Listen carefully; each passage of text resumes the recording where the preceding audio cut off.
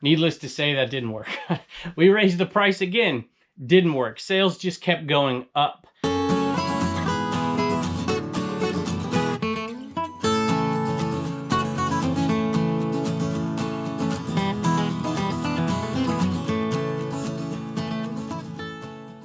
Hello everybody, welcome to Commonwealth Flipper. Thanks for joining us in the cabin, the Commonwealth cabin, aka the house that Eneman built. So today's the day. If you have been new to this channel, subscribe to this channel or the Commonwealth Picker channel and see this thing all over YouTube in different resellers' background and have always wondered the whole story, this quite literally changed our lives, changed my life, changed my family's life. I ended up quitting my job and doing this full-time in large part due to this, and I'll explain that whole thing to you as we go through the video today. If you've been around the channel for a while, you think you know the whole story. You may not know all of it. If you don't, we'll fill in the blanks. If you're new to the channel, we'll try to answer those questions and talk about the Fleet Enema a little bit today. All right, so here's where it all started, right here in the eBay cave. Well, technically it didn't all start here. It all started with Fleet Enema Company, which is in Lynchburg, Virginia. And for whatever reason in the 90s, they thought it would be a good idea to start producing the kind of novelty items, I guess, to give out to reps. I'm not exactly sure. But this one eventually got produced. It's like third generation, I believe.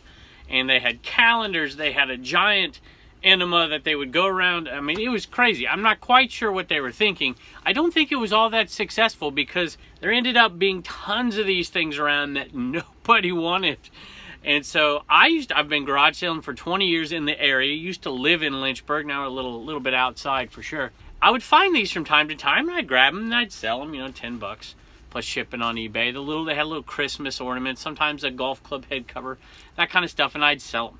I started to do a YouTube show in here in the eBay cave. This is just a tiny room. I can almost touch from wall to wall in here in my basement, and I would make enough money to make ends meet because I'm a teacher and my wife doesn't work outside the home. We got a family of 5 and I have to resell. I love to resell. I don't have to resell. Well, I guess I did have to resell, but I also loved it. And I'm like, hey, what the heck? My kids are going to be homeschooled now. I need to learn how to do something because my kids love YouTube. I want to teach them how to do it. And then I started doing this and I started loving it, the interaction with people. And I came across at Dirt Road Treasures in Bedford, Virginia, I came across a basket full of these right here. All right, I walked in here and there's a basket sitting right here. And this is where they were, in a little basket. And that's where I first acquired them out of here. And then we made a deal with the owner. And I saw it said $2 a piece. I'm like, I'm gonna buy these. I remember when I used to sell them. I used to sell the Christmas ornaments for like 10 bucks. And I've sold a few of these before and I can't remember what they went for. I'm like, I'm gonna grab them, count them up. And I'm with my mom at the time. I'm like, I'm gonna buy these things real quick. I think we bought like 25 of them, $2 a piece, gave them 50 bucks, brought them home, listed them. And we had a very small following at the time, very small. I don't even know what, we might've had, I don't know, maybe 300-400 subscribers, 500. I'm not quite sure how many there were. And somebody bought one up. It was one of the very first things that a viewer ever bought. And they would leave comments when they would buy something on it, and then I would read the comment. And so I'm like, hey, a viewer bought one of these, and I read the comment. There's a screen up here, and I say, all right, let's read the comment. And then he says, hey, thanks for a great show. You know, we appreciate your show. We love that you talk about X, Y, or Z. And we hope that this thing gets things moving out of our eBay store. Because that's, you know, that's what enemas do. They get things moving, right?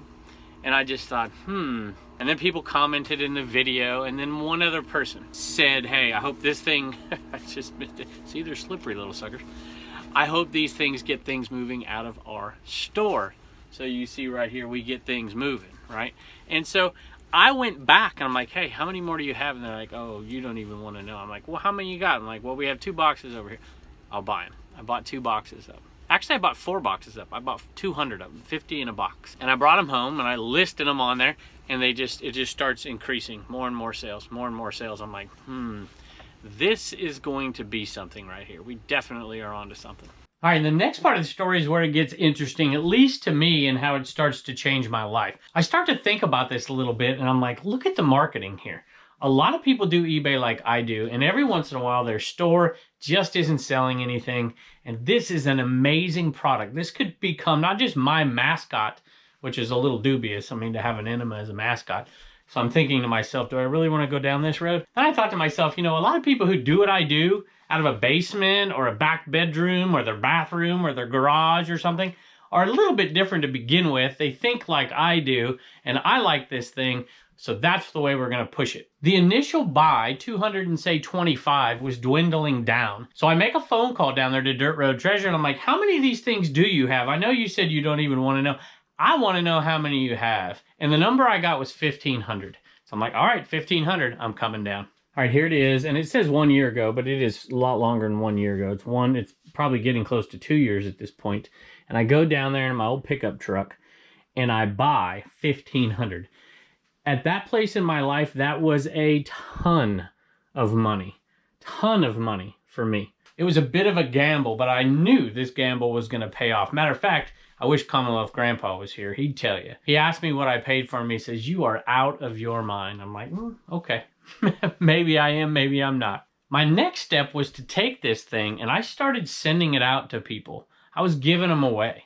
I was sending the viewers were still buying them little by little, 3 or 4 a day maybe. I was sending them out. I sent them out to different YouTube channels that I watch. And I kind of told the story a little bit. And they start to snowball a little bit. Little bit by little bit, I see the sales increasing. I'm selling sometimes 10 a day, 12 a day, 8 a day, 15 a day. And it just kept snowballing. Sometimes I wish I knew that very first person who made that comment when they bought this. I hope it gets things moving out of my eBay store. I suppose that'd be a good fun thing to do, is go back and look. If you know who you are and you're out there listening, tell me in the comments. Then this thing showed up in the mailbox and I'm like, holy moly. This thing's getting out of control. Awesome. To me, I had a few more logical steps in this progression right here. Obviously, I had a ton of these to sell, but I started looking for some other ones because I knew they were going to sell.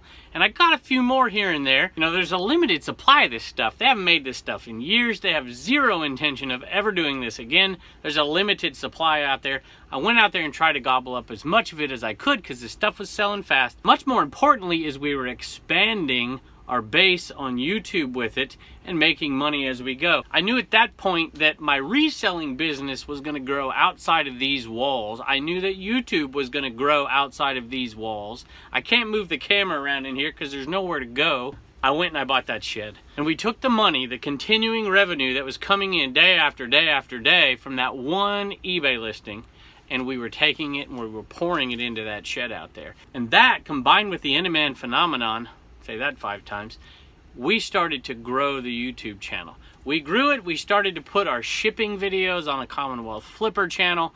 We grew that channel, which you're watching now. We have Commonwealth Picker, Commonwealth Flipper, and the things have just grown exponentially as we have sold more and more of those. Everything you see here was paid for by the Eneman. Well, maybe not everything, but all of the construction, everything on the interior, the shipping table, all of it, everything back here was paid for with the revenue from the Eneman. We still have some left because we were fortunate enough, we sold them all out.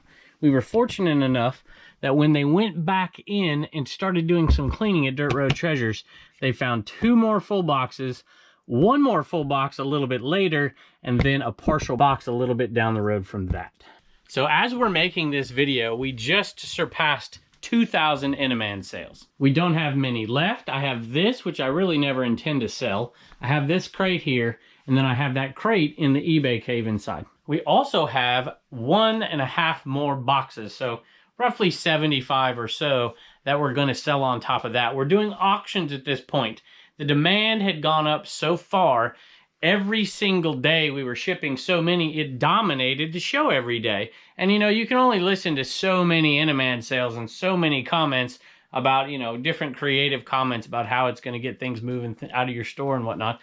And people love it, but to hear 25 of them that takes 15 minutes, they weren't going to tune into that. So I thought if I raised the price a little bit, at least for newbies, and told the old folks, hey, send me an offer and we'll do the old price, that we could reduce the amount that we were selling every day so it wouldn't dominate the show. Needless to say, that didn't work. We raised the price again, didn't work. Sales just kept going up.